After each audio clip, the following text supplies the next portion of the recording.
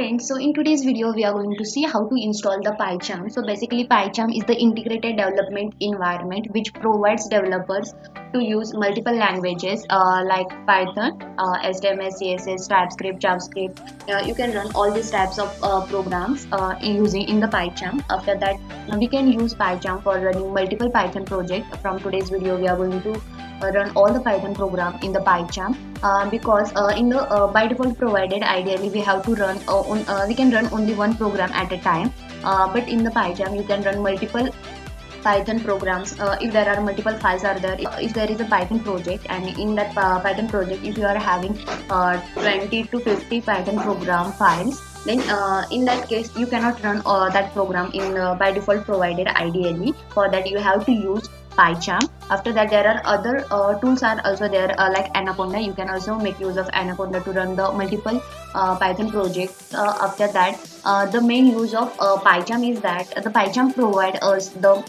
really very good UI. After that it supports languages like obviously Python. After that HTML, CSS, JavaScript, TypeScript. Again in the PyCharm you are able to share your code with your friends, and at the same time you both can edit that code. So PyCharm is going to help you a lot. So from today's video we are going to run all the Python programs using the Python. So we are going to see how to download the PyCharm.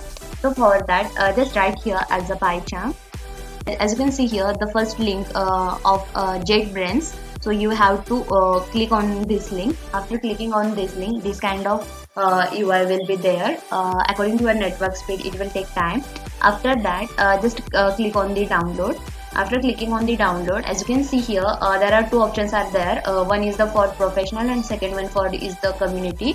So for the professional you can download this version. This is the free trial, but after that you need to pay for this. So I am downloading here the community version. Okay, just click on the download. Once you click on the download, it will start the downloading. This setup is of 371 MB. So according to your network speed, it will take time. So we will wait here. So as you can see here, my setup has been downloaded. My setup has downloaded successfully. Once the setup has downloaded, just click on the open. Just open that setup, or right click and click on the run as an administrator. Once you click on the open, once you click on the open, this kind of window will be available to you. From here you have to click on the yes. Here you have to allow the permission. Just click on the yes. After clicking on the yes, this kind of window will be available to you. Just click on the next.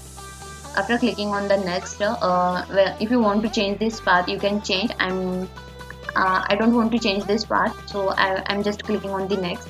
After clicking on the next, if you want to create a shortcut on your desktop, just click on the yes. If you want to create a new folder for storing your all the Python projects, then you can click on this box. Just click on the next. After clicking on the next, here you don't have to change this. Just click on here as the install. Once you click on the install, the installation will start. So this will take time. So wait for some time.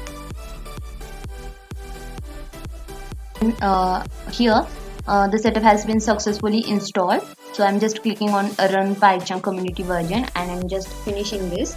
So when you click on this, the PyCharm UI or the PyCharm will start opening.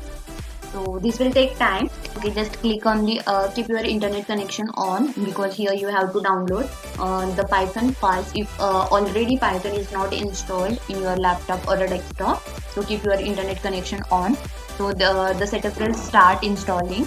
The setup will start installing the all the required libraries, all the required files. So this will take time.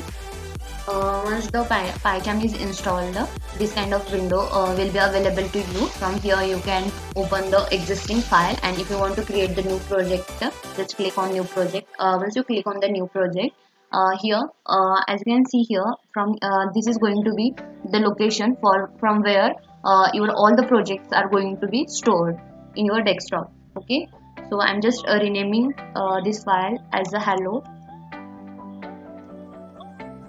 Suppose I'm writing here hello.py.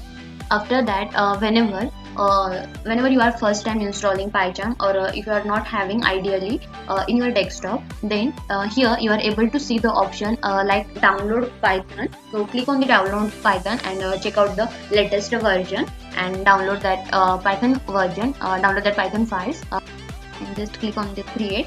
Once you click on the create, it will start creating the project. So as you can see, it will load all the required components for that file. Whenever you are having existing Python file, then it will start updating all that files. Again, it will update the path, existing path. So this process will take time, and make sure your internet connection is on while doing this process. It is not required to stay your internet connection on for all the time.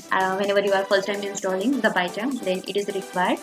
So as you can see here, this is the by default path. This is the by default program is there of Python. So I'm changing here as a hello Python. Okay. So as you can see here, this is just a simple program under the hello.python folder. This main.py. This is the by default program. By default program is there, so we are going to run this program. To run this program, as you can see here, the green arrow is there. So just click on that green arrow, and your Python program will run. So as you can see here, here you can see the output of your program. In the previous video, we have used the default Python ideally. In that, at every time we need to click on the run, and once you click on the run, the console will appear, and the program will start running. But whenever you are using the PyCharm, you are able to see whatever the output of your program here. After that, whenever you want to create the new project, just click on the new project, and you can create the new project. Whenever you want to open the existing project, just click on the open and locate that particular path and open the existing project. After that, from here you can share your current project file to your friends or another person for sharing your current file or current project with another person, and at the same time you both can edit that particular file. So just click on the enable access and copy invitation link. Once you click on this link, just click on I confirm, click on the continue. Once you click on the continue, from here you can give the access. Full access means what? That particular person is able to delete the files, read the files, edit the files, and all that things. You can only give the access as a read only, and after as a only edit file. From here you can also custom the access for that particular person. Just give the read only access, and here enable access. It's okay, and just invite that particular link. Send that particular link. Here you can see creating the join link. So we will wait here. This will take a little bit time. So we will wait here. So in this way you can use PyCharm.